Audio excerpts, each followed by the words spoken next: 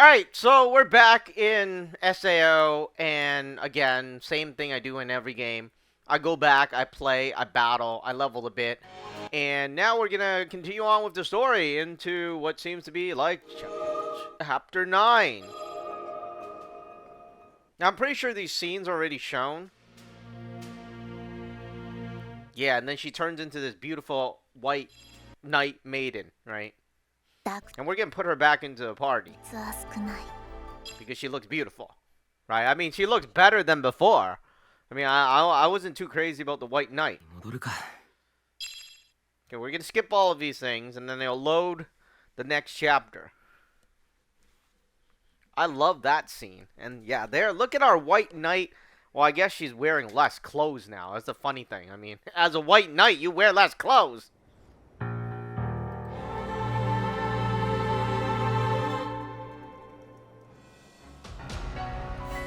Alright, so what a name. Knights of the Three World.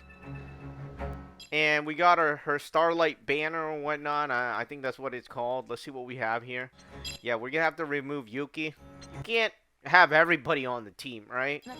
So we put our white knight, the beautiful white knight, back in. Even though I barely use her. Alright, I changed the weapon of Kirito. Oh, wow. She has some really good stuff. I'm not sure if I want to do anything with it. So I'm using katana now. I feel katana is more fitting. Alright, we're going to the shrine. We're going back to the shrine. That's interesting. Oh, alright, we have to go through here. Well, whatever.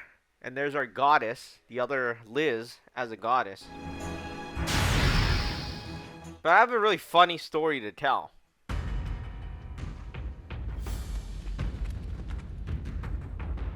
So I've been trying to rent out my a room in my house, and I made a really bad decision, right? You know, somebody was telling me, they're going through some hard times, and you know, they need help and stuff like that. And what happened was that I offered a room for $400 in a place where the rooms are about 1,200 to 1,500 in Toronto, right?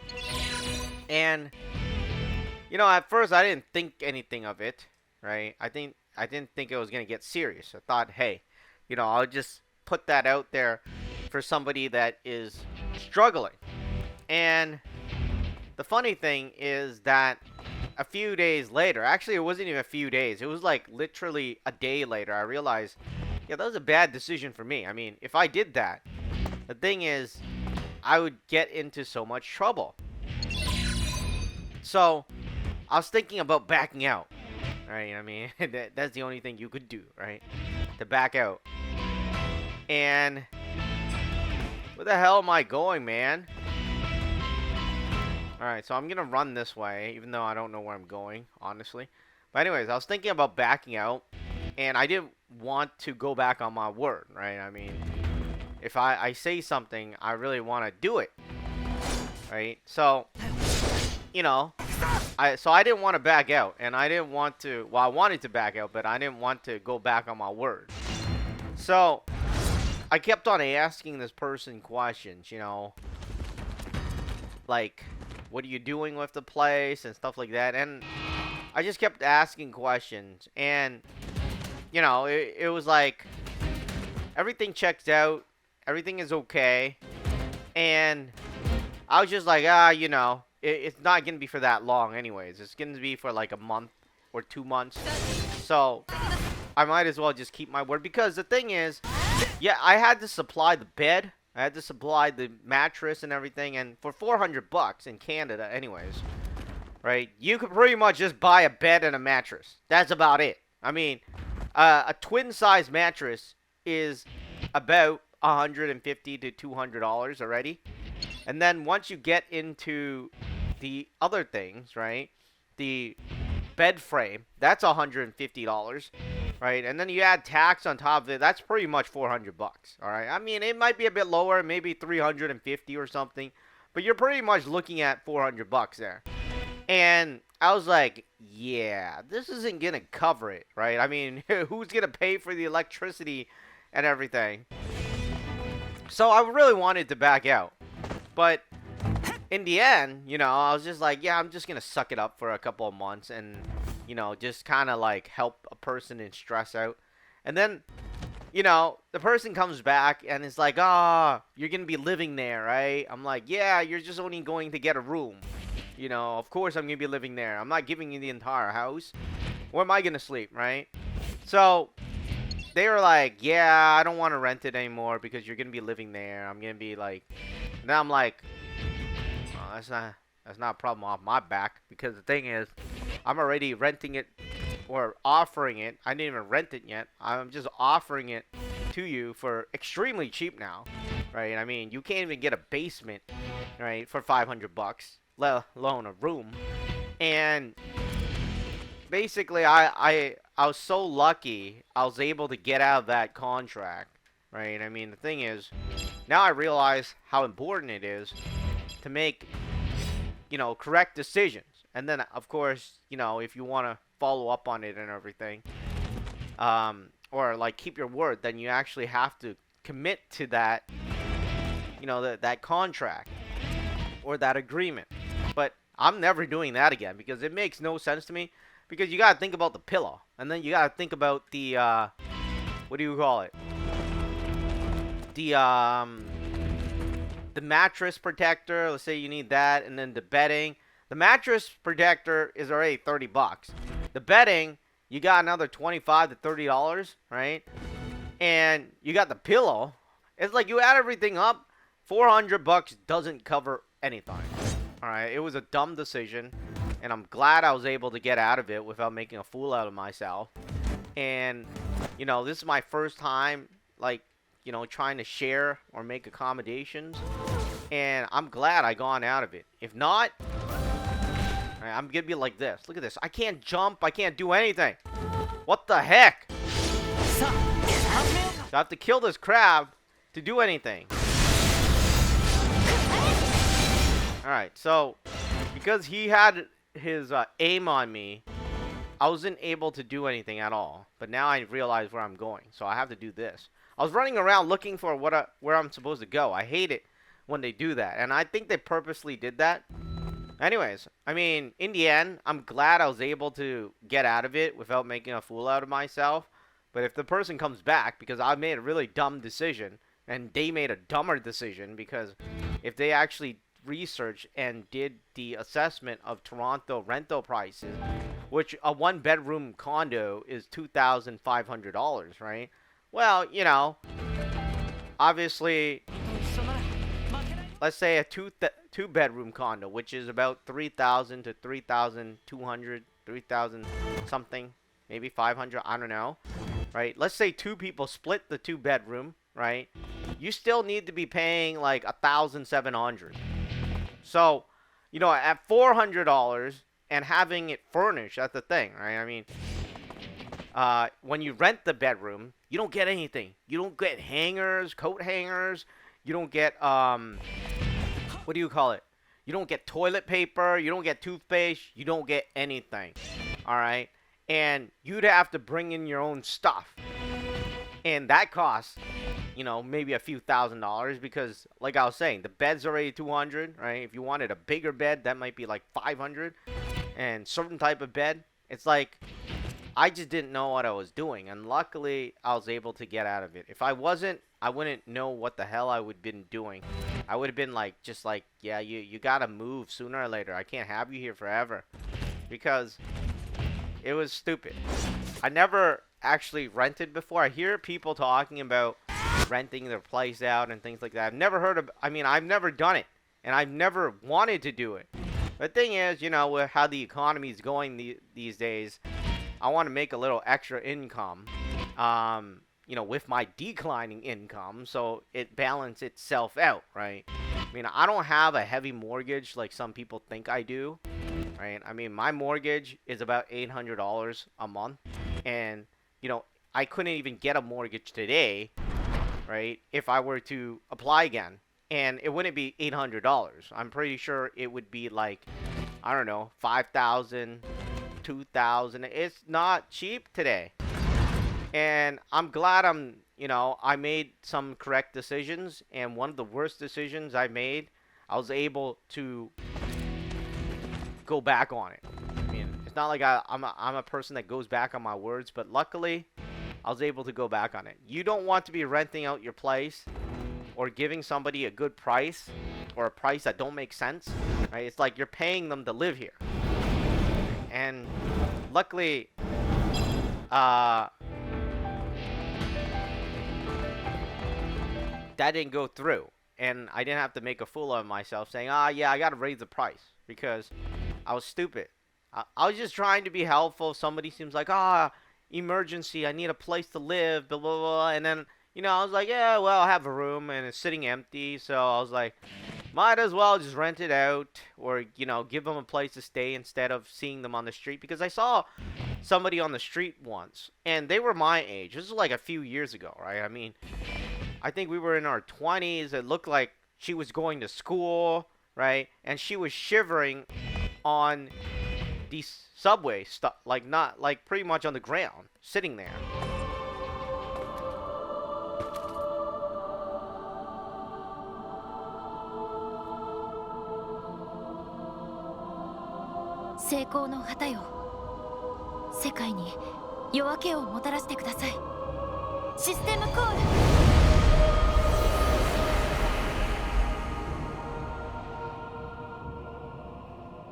あんまり何も変わってなくないか。大義名分にかこつけて人気なんて授けてもらった割には地味っていうか。まあ、あとは対策班がベクタの影帽子を討伐したらどうなるかだろう。あいつの役目はあくまで浄化でしかない。そうだな。いっつも神気臭い顔してた大罪の子供が和平の象徴なんてもんになったんだ。お手並み拝見といこう。あいつらまだドロシーのことを悪く。いいんです、キリト。ドロシーちゃんお疲れ。ずっと眠ってたんだろ。今ので疲れてねえか。いつでも肩貸すぜ。クライン殿、ありがとうございます。カーディナル殿から授かった成功の旗のおかげでそれほど疲労はありません。ドロシー殿、貸すなら私が。背丈も合いますし、クラインからは何やら横島な気配を感じますから。アリスちゃん、そりゃないぜ。いや、でもドロシーちゃんを可愛く思ってるのは認める。ドロシー殿、還元に騙されてはいけません。彼は先日リピア殿を口説いていました。大変気が多い殿方です。誤解だドロシーちゃん。始まる前に恋は終わっちまったんだよ。リピア様の幸せを阻む者はたとえキリトの友人であっても。リピアはドロシーの身内みたいなもんらしいからな。そりゃそうなるだろう。だから誰かで構わず口説くなっていつも言ってるだろうが。ドロシー、ステイクールだよね。みんなほら、もうそろそろ行くぞ。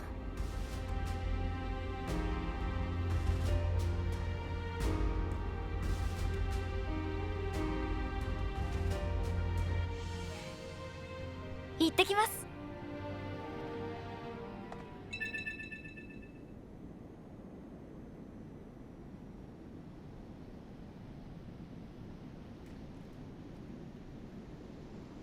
Alright.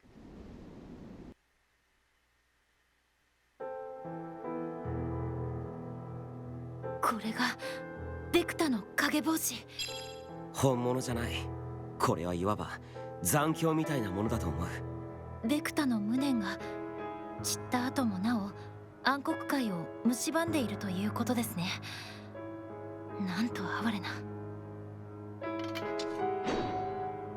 あなたに必要なのは破壊の時間ではない。その体を、その魂をあるべき場所へ返しなさい。そして静寂を得るのです。ええ、そうしてやるのが聖者から死者への情けとも言えます。ドロシー殿、共に戦いましょう。そして和平を。はいアリス殿、人海と暗黒界の和平を、ベクタの影帽子を、いざ尋常に勝負。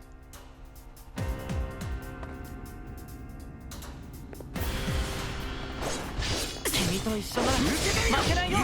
So I struggled in this battle last time because I was using the dual wielding thing. This time I switched to katana. See how it is. Also, I leveled up a bit. I'm level 27 now. I was running around. Vecta's level 23.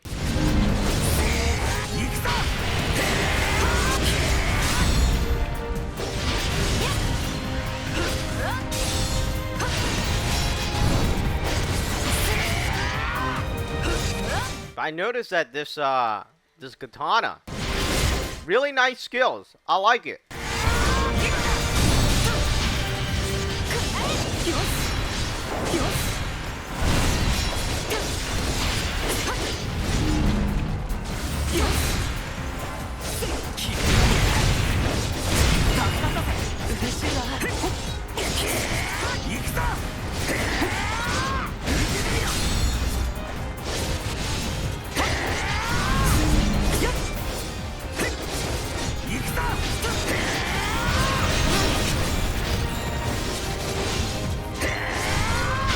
Oh, well, I'm doing 0 damage, so I guess that's why.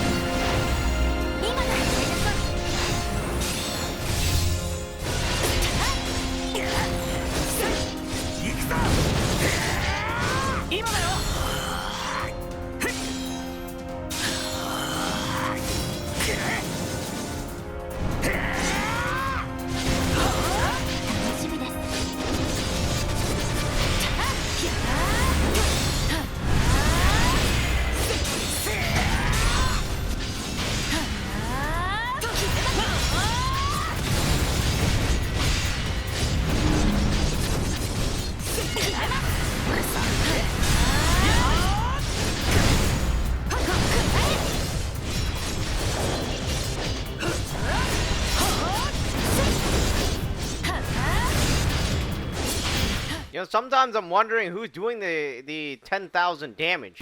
Because whenever I attack, I do like 2,000 or 1,000 or 200. See, there's 300. I mean, who's doing the 10,000 damages?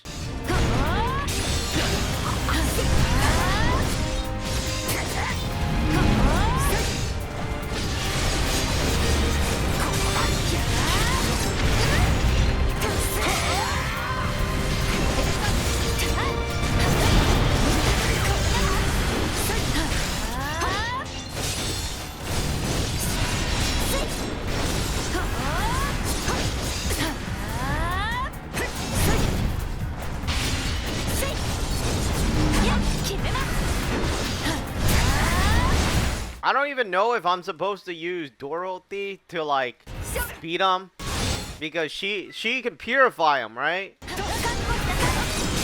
So I don't know what's happening. I wanted to see her super.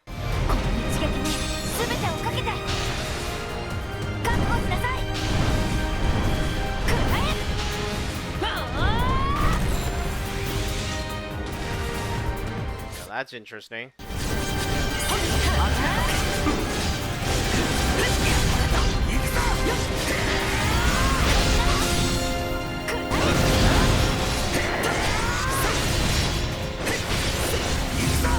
Actually, let me change.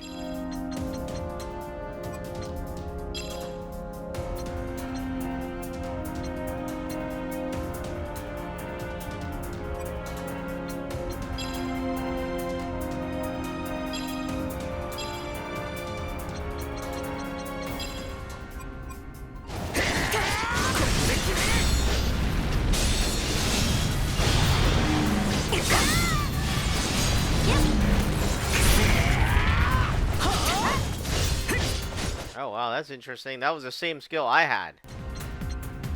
So let's change that to something else. That.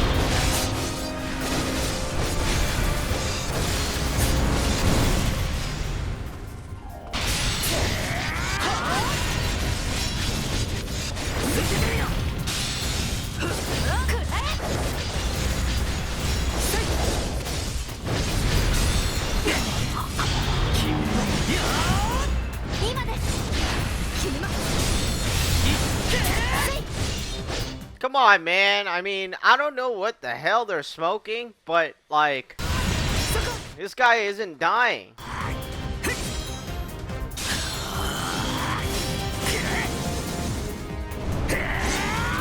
I feel as if as I'm going lower on his health, he's getting stronger.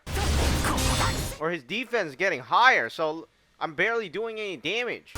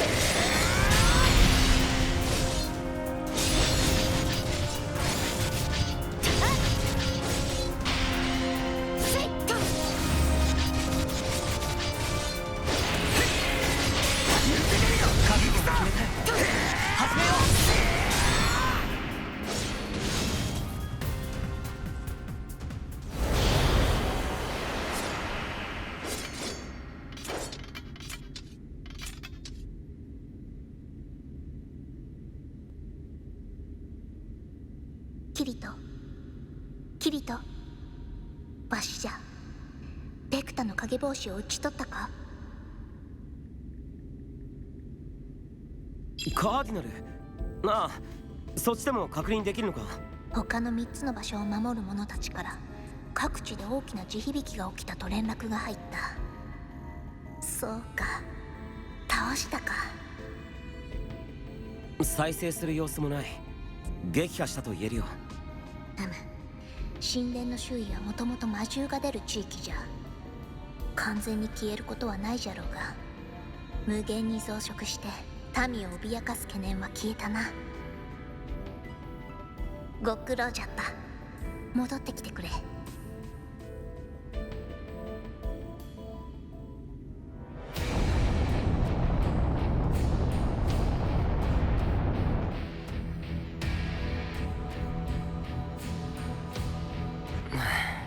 おや？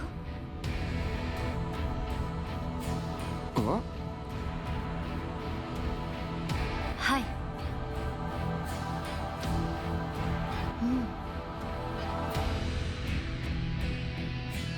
なるほど。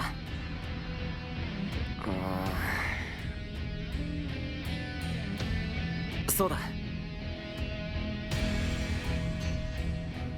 ああ、はい。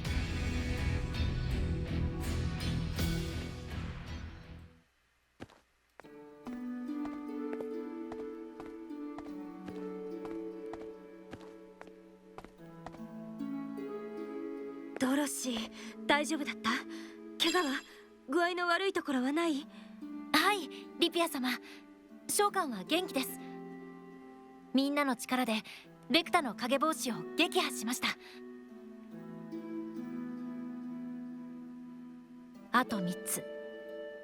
召喚は人海の方と力を合わせて必ずこの現象を止めてみせます。そしてシャスター様へ、我らが団長へ、彼がずっと待望していた和平を捧げます。見ていてください。ドロシー。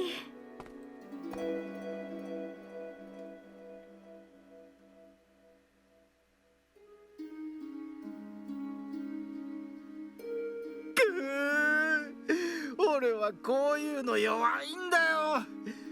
リアルワールド騎士団も一丸となって頑張ろうぜ。ああ、目指せアンダーワールド全体の平和だな。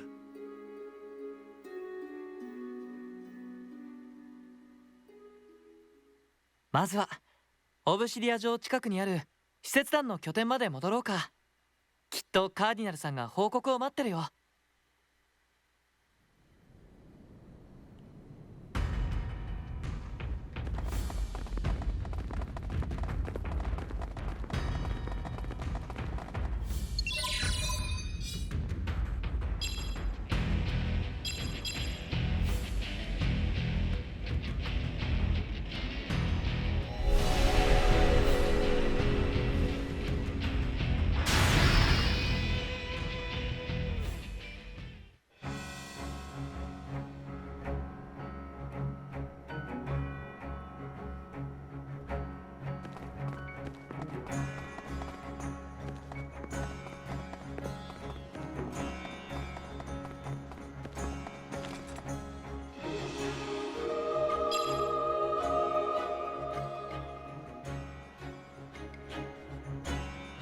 キリト、ご苦労じゃった。